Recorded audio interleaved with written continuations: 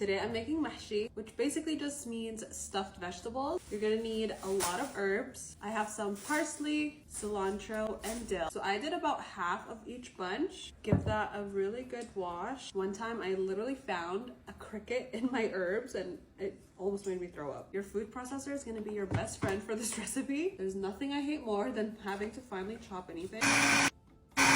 Transfer that to my mixing bowl. Now I'm gonna do a yellow onion and throw it in there. I don't know about you guys, but my mama always taught me to use one of like the dirty bowls or something in your sink to just put all your scraps in there. That way you're not like dirtying something clean, but you can keep your mess contained. I have these 2 tomatoes that are about to go bad, so I'm gonna put those in there as well.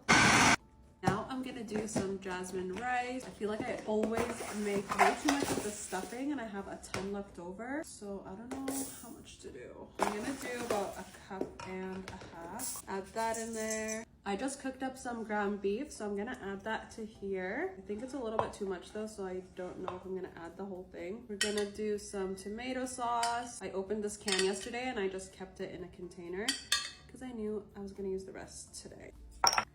The one and only 7 spice. You're gonna add a ton of this. A little bit of kepsa spice if you have it. Some smoked paprika.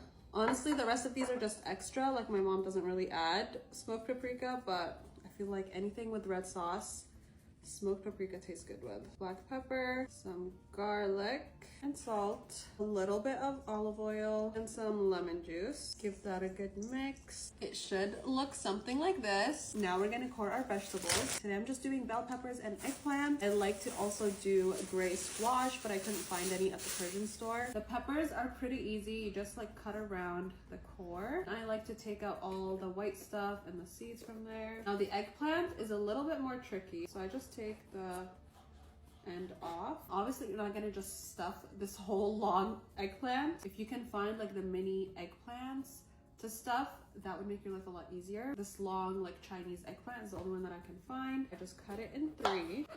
Get one of these from the Middle Eastern store. It looks like a torture device, but it's for coring vegetables. And you just want to be careful because the end does not close like this, not to go all the way to the bottom, because then your stuffing will just come out. And then this is what it looks like. Everything is cored, and now we're just gonna stuff them. And you do not want to overstuff them because the rice is gonna expand a ton, and it's just gonna be like harder to cook the middle of the rice. I promise this is the last step.